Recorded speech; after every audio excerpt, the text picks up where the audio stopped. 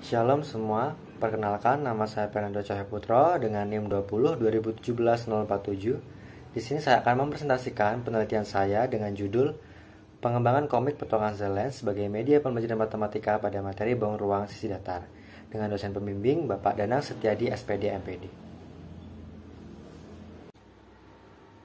Yang pertama, latar belakang.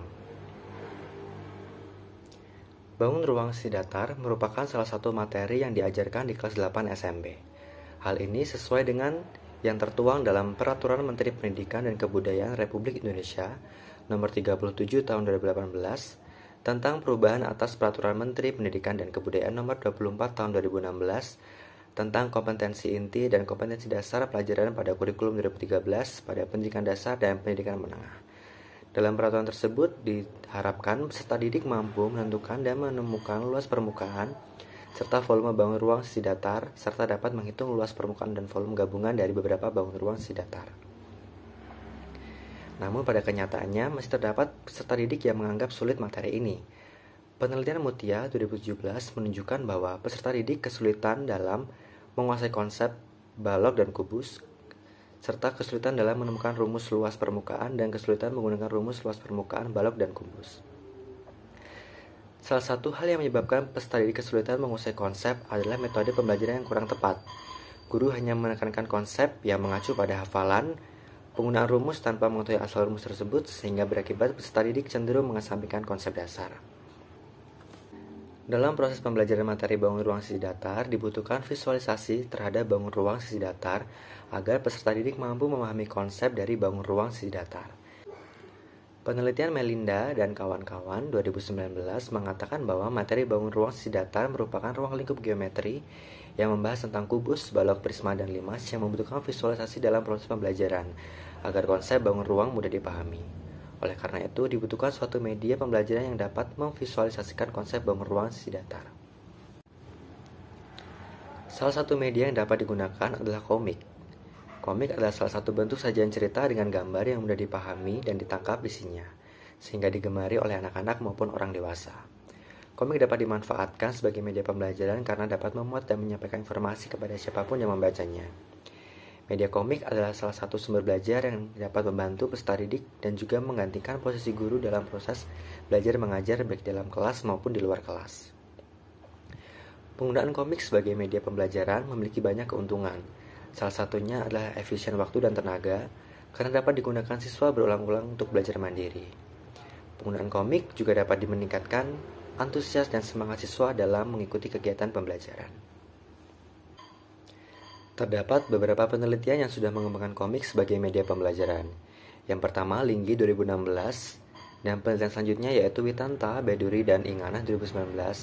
Dan penelitian-penelitian tersebut menghasilkan sebuah media pembelajaran berupa komik yang valid dan praktis digunakan, dan juga efektif meningkatkan hasil belajar siswa.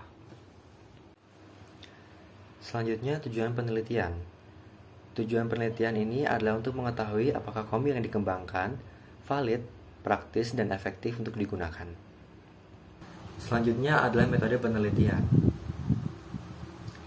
Jenis penelitian yang digunakan adalah penelitian pengembangan atau R&D dengan menggunakan model ADI dengan menggunakan 5 tahapan yaitu Analysis, Design, Development, Implementation, dan Evaluation. Subjek penelitian adalah dosen, guru, matematika, dan peserta didik kelas 8 SMP. Instrumen yang digunakan lembar validasi, lembar kepraktisan, soal pretest, dan soal post-test. Teknik pengumpulan data menggunakan teknik tes, non-tes, dan dokumentasi. Sedangkan untuk teknik analisis data menggunakan rumus sebagai berikut dengan tabel kriteria pengkategorian kevalidan dan kepraktisan sebagai berikut. Selanjutnya, hasil penelitian. Hasil penelitian didasarkan pada tahapan ADI yang terdiri dari 5 tahapan. Yang pertama, tahap analisis. Yang pertama, analisis kurikulum. Dilakukan dengan tujuan untuk mengembangkan indikator pencapaian kompetensi pada materi bangun ruang sisi datar agar sesuai dengan kompetensi dasar pada kurikulum 2013. Lalu, analisis media dilakukan untuk memilih media yang tepat digunakan untuk memvisualisasikan konsep bangun ruang sisi datar. Dipilih komik karena beberapa kelebihan sudah disebutkan sebelumnya, dan sifat penggunaan yang fleksibel artinya bisa digunakan secara tercetak berbentuk komik maupun berbentuk komik elektronik atau e-book. Tahapan selanjutnya adalah desain. Yang pertama, menentukan judul komik, termasuk di dalamnya merangkai alur cerita, menentukan tokoh-tokoh, dan penempatan materi bangun ruang sisi datar dalam cerita. Selanjutnya adalah mencari referensi materi dan memilih materi yang cocok digunakan dan contoh soal yang akan dimasukkan dalam cerita dalam komik. Selanjutnya membuat kerangka komik. Untuk kerangka dapat dilihat pada bagian berikut. Kayak ini adalah agar komik yang dikembangkan dapat runtut. Tahapan yang selanjutnya adalah development atau pengembangan. Terdiri dari beberapa langkah. Langkah yang pertama yaitu pembuatan komik awal. Pembuatan komik awal diawali dengan membuat sketsa pada kertas. Kemudian sketsa tersebut dibuat sketsa secara digital dengan menggunakan aplikasi Painter dengan menggunakan bantuan tablet dan juga stylus pen. Selanjutnya gambar sketsa yang sudah jadi diberi warna, diberi teks, dan ditata tampilannya menggunakan bantuan aplikasi Adobe Photoshop. Langkah yang selanjutnya adalah validasi media. Dilakukan oleh validator dengan menggunakan lembar validasi dan lembar kepraktisan yang di dalamnya terdapat beberapa aspek penilaian. Tujuan dari validasi adalah untuk menilai apakah media komik petualangan Zala yang dikembangkan sudah layak untuk digunakan, serta validasi juga digunakan untuk mendapatkan komentar berupa saran dan masukan dari validator untuk memperbaiki media.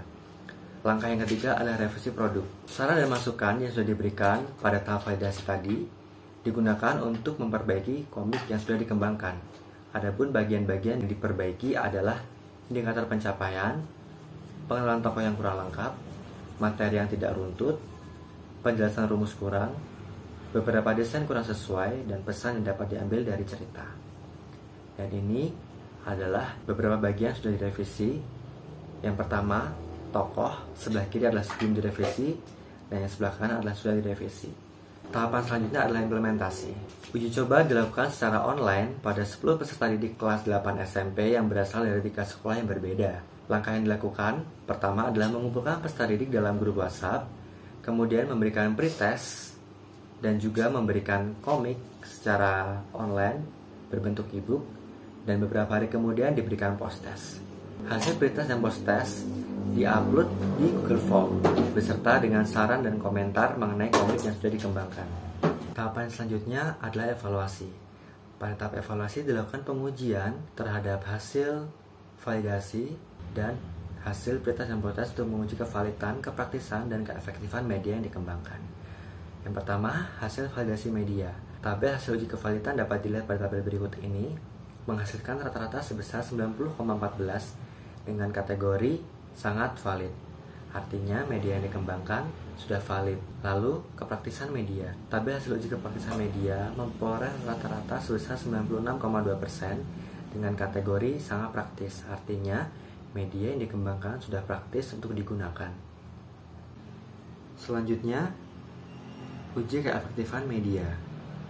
Hasil pretest dan post-test kemudian diuji menggunakan uji paired sample t-test dan menghasilkan nilai signifikan sebesar 0,00 kurang dari 0,05, yang artinya terdapat perbedaan yang signifikan antara hasil pretest dan post-test.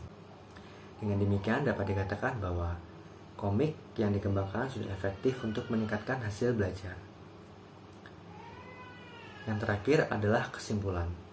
Berdasarkan hasil penelitian sudah dijabarkan, maka dapat disimpulkan bahwa komik petualangan Zala yang dikembangkan sudah valid, praktis, dan juga efektif digunakan dalam pembelajaran. Yang berikut adalah daftar pustaka yang digunakan dalam penelitian ini.